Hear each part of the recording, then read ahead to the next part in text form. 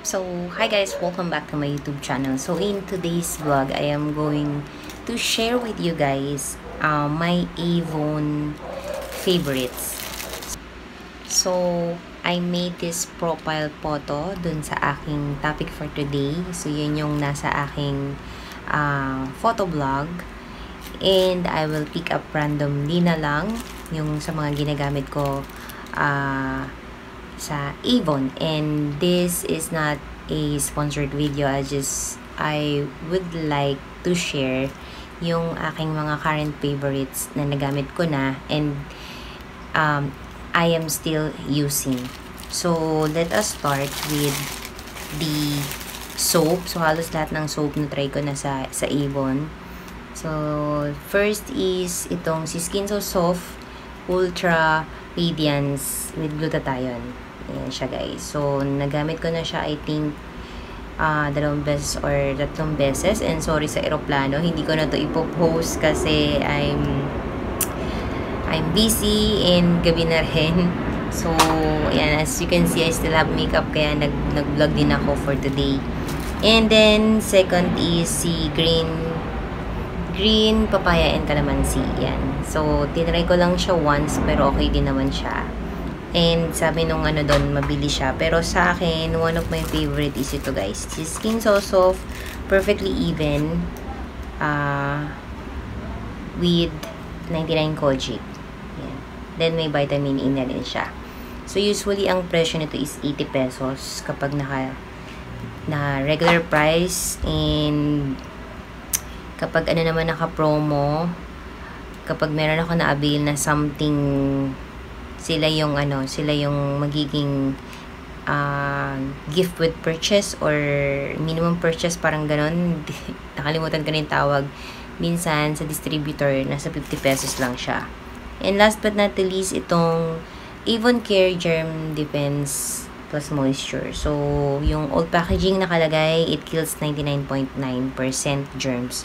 So, parang ito yung ipinalit ko kay Safeguard kapag minsan tinatamad akong or wala akong budget pambili ng ng sabon, kasi dito pwede akong makapag-PO. So, 1 month ko pa siya pwedeng bayaran.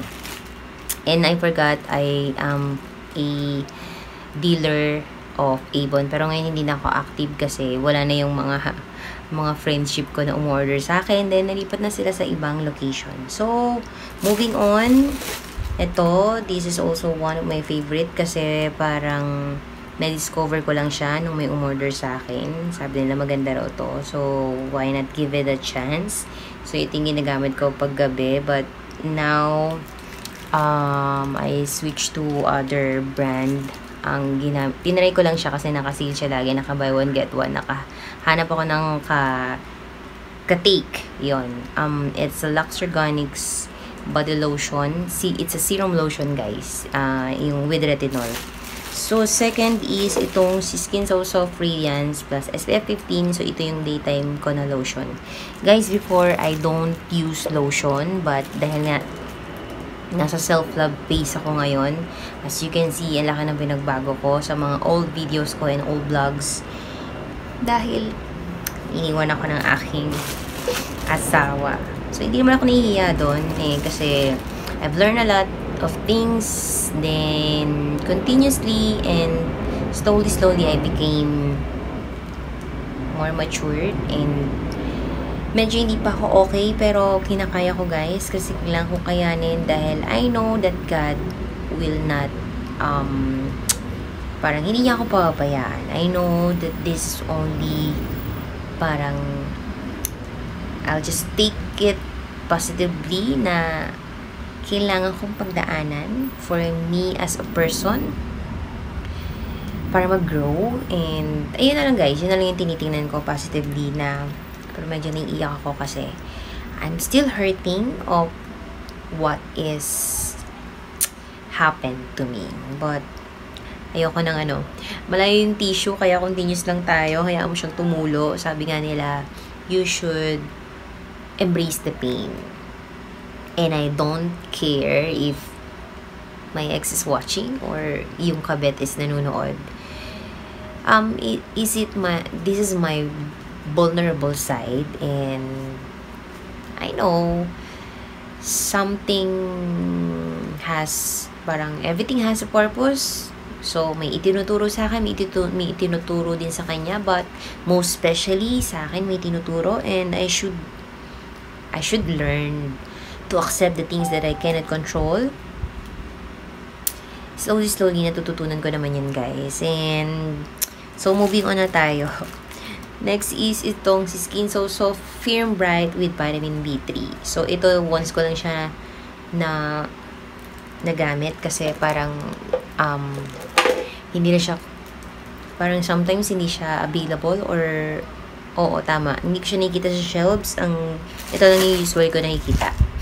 So, yung dalawang klase to, yung isa si Ultra Radiance, yung isa may SPF, ito naman wala. It has vitamin B3 and C. Ito naman yung may glutathione. And, ayan yung aking minsan panggabi kong lotion. And then, moving on naman, ito naman yung mga favorite scent ko, guys. Yung dalawa pala may laman pa. So, those are my favorite scents. Yung Heaven Scent Family Cologne, yung yellow, and then yung blue. Yung yellow is kaamoy siya ng Ninuko, and may kaamoy yun. Kaamoy siya ng Ninuko. And then itong purple, mabango din siya. Itong B-Rackin. And, teka, kailangan kong kunin. Ayan. So, this one, itong Avon, sabi ko hindi ko na ito i-edit, guys, kasi it's a raw vlog.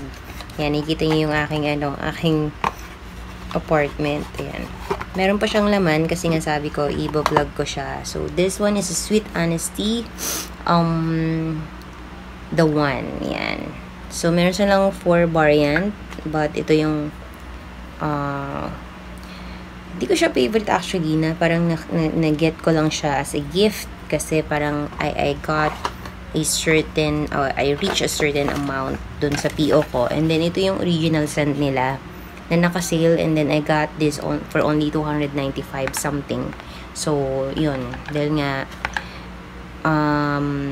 ewan ko, pagdating ko dito kasi, wala na tayong supply ng pabango from Sephora. Kasi, syempre, nung staff ako ng Sephora, nabibigyan ako ng mga freebies, but ngayon I don't have. And syempre, sabi ko nga, I am in the phase of self-love. So, mabango kasi yung feeling na mabango. I mean, masarap kasi yung feeling na mabango ka. Alam niyo ba, guys, even before I sleep, I even spray perfume or cologne dun sa pillow ko, kasi nare-relax ako, and then nawawala yung stress ko kasi, and then I feel parang basta pag yun pala yun, kaya naintindihan ko yung yung buyer ko ng perfume, kasi before I am buying and selling perfume when I was in Kuwait, kasi kapag ka nagsisale dun sa exhibit I mean, yun, nagbebenta ako ng ng pabango. And then yung Pinoy na yon, dun ko natutunan na sabi niya, nag-i-spray siya ng perfume before he sleeps kasi ang sarap daw sa pakiramdam. And sabi ko, hindi ka ba nang hinayang kasi it's a perfume, tapos i-spray mo lang bago matulog. And then what he said is, hindi daw kasi basta ang gaan daw nung pakiramdam pag nagigising siya, and pag natutulog siya, yung parang ang bango. So, yun yung nakaka-relax and nakakawala ng stress sa kanya.